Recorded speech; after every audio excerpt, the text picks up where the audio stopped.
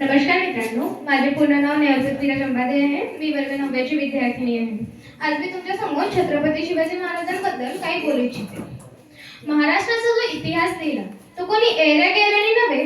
महाराष्ट्राचा जो इतिहास लिहिला ते लिहिला हिरव्या पिवळ्या शालीनं, तलवारीच्या खणखणाटीनं, घोड्यांच्या टाप्यानं आणि शाहिराच्या डफाने.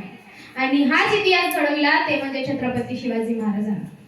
मुजरा त्या शिवरायाला, रयतेच्या राजाला, ज्याच्या भक्तीला जोड नाही, शौर्याला तोड नाही, जो अथांग आहे सागरा समान, ज्याचा छत्र म्हणजे आभाळाचा सन्मान, असे ते प्रौढ प्रताप पुरंदर, क्षत्रिय कुलावतंस, सिंहासनी धीश्वर, योगी राज, श्रीमंत, श्री श्री श्री छत्रपती शिवाजी महाराजांचा विजय असो, विजय असो, विजय असो. बंदुकाच्या जोरावर आणि हंटरच्या तोफावर, बंदुकाच्या जोरावर आणि हंटरच्या धाकावर मी अनेक माणसांना वाघाप्रमाणे शिकवणारा वाघ बघितलं, परंतु बंदुकाच्या जोराशिवाय आणि हंटरच्या धाकाशिवाय इथल्याच माणसांना वाघाप्रमाणे जगवणारा मी एकच वाघ बघितला आणि ते म्हणजे छत्रपती शिवाजी महाराज. आणि हा महाराष्ट्र, आपण ज्या महाराष्ट्रात राहत आहोत तो महाराष्ट्र म्हणजे काय? तो महाराष्ट्र म्हणजे शिवबांच्या विचारांचा, जिजाऊच्या संस्कारांच्या आणि शंभूच्या पराक्रमाच्या साक्षीदार म्हणजे माझा हा महाराष्ट्र. हा महाराष्ट्र दीन दलितांचा, गोर गरिबांच्या, कष्टकरी शेतकऱ्यांचा आणि त्या 105 हुतात्म्यांच्या बलिदानांचा साक्षीदार म्हणजे माझा हा महाराष्ट्र. हा महाराष्ट्र म्हणजे त्या दिल्लीच्या तख्तालाही घाम फोडणाऱ्या माझ्या जिगरबाज मर्द मावड्यांचा हा महाराष्ट्र. आणि ह्याच महाराष्ट्राच्या मातीमध्ये 29 फेब्रुवारी 1630 रोजी एका रत्नाचा जन्म झाला आणि ते रत्न म्हणजे छत्रपती शिवाजी महाराज. छत्रपती शिवाजी महाराजांनी त्यांच्या आयुष्यामध्ये नेहमी वस्तू वापरल्या आणि माणसे जपली, परंतु आपण मात्र वस्तू जपतो आणि माणसे वापरतो. छत्रपती शिवाजी महाराजांनी त्यांच्या दूरदृष्टिकोनाने भारताच्या इतिहासावर सुवर्ण अक्षरांनी इतिहास लिहिला आणि त्यांची ऐकलेली प्रत्येक गोष्ट आपल्या मनात ठसून ठेवलेली आहे. आणि याचाच असाच एक मला प्रसंग तुम्हाला सांगावाचं वाटतं. एकदा छत्रपती शिवाजी महाराज आणि दादाजी कर्नाटकाच्या मोहिमेवरनं महाराष्ट्रात येत होते. तेव्हा त्यांना रस्त्यामध्ये म्हणजे येताना एक गाव पडलं होतं बेलवाडी नावाचं. तिथे एक छोटासा किल्ला होता. त्या किल्ल्याच्या ठाणेदारांचं नाव होतं मल्लम्मा देसाई. दादाजींना वाटले की हा छोटासा किल्ला आहे, जाता जाता आपण हा किल्ला घेत चलावं, म्हणून दादाजींनी थोडा थिडक सैन्य गोळा केली आणि मल्लम्मावर चाल करू लागले. परंतु मल्लम्मा जिद्दीची काठीची होती.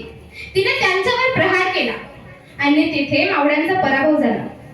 दादाजींना वाटलं की एका स्त्रीच्या हातून मावळ्यांचा पराभव होणे शक्यच नाही, म्हणून दादाजींनी आणखी सैन्य गोळा केली आणि परत मल्लम्मावर तुटून पडले. तेव्हा तेथे मल्लम्माचा पराभव झाला. आता दादाजींनी असं ठरविलं की मल्लम्माला कैद करायचं आणि छत्रपती शिवाजी महाराजांच्या पुढे उभे करायचं. तर जेव्हा मल्लम्माला कैद करत होते ती आत गेली आणि आपल्या तान्ह्या बाळाला घेऊन बाहेर आली. तिला जेव्हा छत्रपती शिवाजी महाराजांच्या पुढे म्हणजे उभे करत होते तेव्हा तिला असं वाटलं की जसं प्रत्येक राजा आपल्या गुन्हेगाराला शिक्षा देतो, त्यांना शिक्षा देतो, तसा हाही राजा मला शिक्षा देणार. परंतु मग तसं तर शिवबांचं विचार नव्हतं. मल्लम्मा शिवबांच्या समोर गेली आणि नतमस्तक होऊन म्हणाली, महाराज मी तुमचे गुन्हेगार आहे महाराज, जी काही शिक्षा द्यायची असेल ती मला द्या, पण यात माझ्या तान्ह्या बाळाचा काहीच दोष नाही. छत्रपती शिवाजी महाराजांनी स्मित हास्य दिला आणि चिटणीसला इशारा केला. चिटणीस आत गेला आणि दुधाची वाटी आणि चम्मच घेऊन बाहेर आला. छत्रपती शिवाजी महाराजांनी मल्लम्माच्या बाळाला आपल्या मांडीवर घेतलं आणि म्हणाले, हा जो आमच्या मांडीवर दिसत आहे ना हा आमच्या भाच्या आहे. अहो मग तुम्ही तर आमच्या भगिनी झालात आणि कोणता भाऊ आपल्या भगिनीचं राज्य मडकावून घेते? अहो दादाजी, बहिणीचं राज्य घ्यायचं नसतं तर बहिणीला राज्य द्यायचं असतं.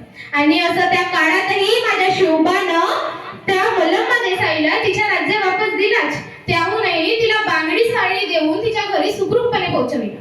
आणि म्हणूनच असं मला नक्की म्हणावंसं वाटतं की ज्या जगानं केलं ना ते शिवबानं कधीच केलं नाही, आणि ते जगानं केलं ते शिवबानं कधी केलं नाही, आणि जे शिवबानं केलं ते जगानं कधी केलं नाही. आणि आता लई वर्ष झाले, पण जे कोणतीही स्त्री मला ऐकत असेल तिला मला एवढंच सांगायचं आहे की अगं तलवारीपेक्षा तीक्ष्ण तुझ्या या नजरेची धार आहे. तलवारीपेक्षा तीक्ष्ण तुझ्या या नजरेची धार आहे. भवानीची वागीण आहे. उगीच समजू नको स्वतःला तू जिजाऊची लेक आहे, तू जिजाऊची लेक आहे, तू जिजाऊची लेक आहे. आता अलीकडचा जे प्रसंग मला तुम्हाला सांगावंसं वाटतं. आता हो 5-7 वर्षांपूर्वी इटलीचे पंतप्रधान आपल्या भारतामध्ये भारत भेटीसाठी आले होते. तेव्हा त्यांना काही गाईड्सनी प्रश्न केला की तुम्हाला प्रेमाचं प्रतीक असणारा ताजमहल अगोदर बघायचं की सोन्याचं प्रतीक असणारा गोल्डन टेम्पल बघायचं. तेव्हा इटलीच्या पंतप्रधानांनी काय उत्तर दिलं माहिती आहे? त्यांनी म्हटलं की मला तुमचा प्रेमाचं प्रतीक असणारा ताजमहलही नको आणि मला तुमचा सोन्याचं प्रतीक असलेला गोल्डन टेम्पलही नको. ज्या राजाचा इतिहास माझ्या देशात शिकवलं जातं ना त्या राजाचा रायगड मला बघायचं. आणि तेव्हा सर्व गाईड छत्रपती शिवाजी महाराजांना घेऊन रायगड बघण्यासाठी गेले. तेव्हा छत्रपती शिवाजी महाराजांना म्हणजे छत्रपती शिवाजी महाराजांच्या रायगड किल्ल्यावर सर्व गाईड गेले. तर मला एक तुम्हाला असं सांगावंसं वाटतं की जगाच्या पाठीवर तुम्ही कुठेही जा, तुम्हाला जर कोणी प्रश्न विचारला की तू कुठून आली आहे, कुठे राहतो, असा कोणी प्रश्न विचारला तर त्यांना अभिमानाने सांगा की ज्याने मरणालाही लाजवलं आणि आलेल्या मरणाला सुद्धा जगायला शिकवलं असे ते छत्रपती शिवाजी महाराज आणि छत्रपती संभाजी महाराजांच्या भूमीमधून मी आले आहो. आणि म्हणूनच असं म्हणावंसं वाटतं की ज्या मातीत जन्मलो त्या मातीचा रंग सावळा आहे. ज्या मातीत जन्मलो त्या मातीचा रंग सावळा आहे. छाती ठोकून सांगतो मी शिवबाचा मावळा आहे, मी शिवबाचा मावळा आहे. जाता फक्त एकच म्हणायचं आहे की देवाकडे एक फूल मागितलं होतं, फक्त एक फूल, पण देवाने